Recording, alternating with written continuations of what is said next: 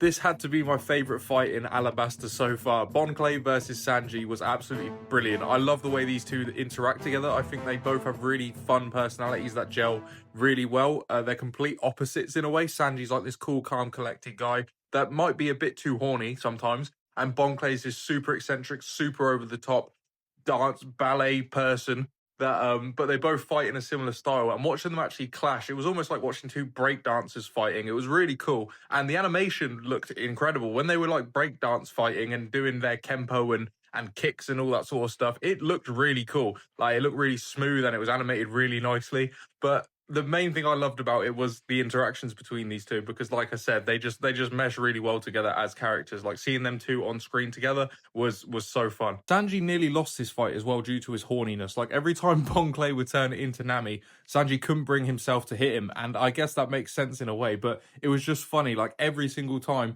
he went to hit Bon Clay and he turned into Nami, he just paused and was like, wow, so cute, wow, so beautiful. It was even a point where like Bon Clay went to take his top off, because he steals Nami's body, and that let him get a free hit on Sanji as well. Like you would think Sanji is a smart dude. He could like disconnect those two things, knowing that's not Nami and it's just Bon Clay fucking with him.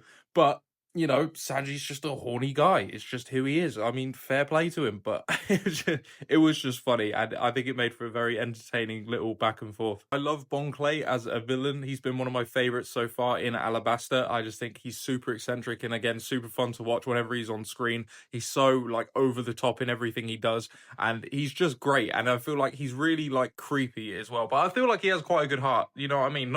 He's not obviously the best person in the world. I mean, he works for the Baroque works for God's sake, but he has a like every time he's got like a feeling about him that he wants friends. You know what I mean? He cares about friendship. He cares about respect. There's a part at the end of the fight where Sanji goes to shake his hand, and Bon Clay's like, "This is like two rivals becoming friends," sort of thing. And then Sanji kicks him in the head anyway and like knocks him out. But I think Bon Clay does want that. We saw that previously as well when he was on the Going Merry and he met Luffy and the crew for the first time. He like actually genuinely made friends with them, and I think that connection that he made was real, at least inside his head, and the from the Straw Hats as well. I think he does care about people and he cares about having friends and stuff. I'm not saying he's a good guy because he's clearly not, especially the way he I remember him treating his crew members and stuff like that, or like his underlings, but I don't think he's as villainous maybe as somebody obviously like Crocodile or something like that. There's something a bit nice. There's something nice natured about him in a way. I'm not saying he's the best person, but there's that. I think the next fight we're going to see based on this episode is Zoro versus Mr. One and Nami versus Miss Doublefinger, and I'm really excited about that. Zoro had one of the coldest lines in this episode, and that was when he called Mr. One a tin soldier with no substance behind him,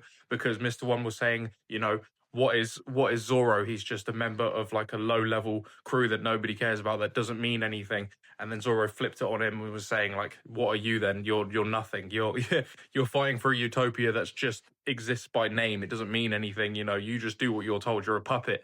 I just thought that was great, and I think I always love seeing Zoro fight. I think it's going to be really fun. The person he's fighting, Mr. One, his ability, he can turn any part of his body into steel. It seems like he can turn it into like a sharp weapon.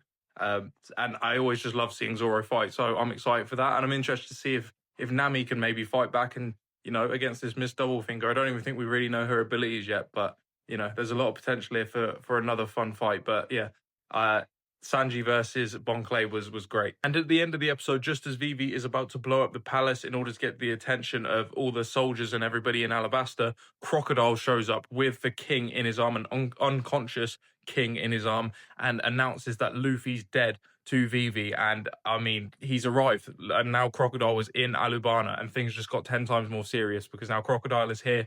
And yeah, it's just, as soon as he arrives, it's just intense straight away. He's that sort of character where when he shows up, it's going down and shit's about to hit the fan. So he's arrived, and I don't know what's going to happen now. Vivi obviously isn't going to be able to blow up the palace. Crocodile said, this is going to be my home, so you can't be doing that.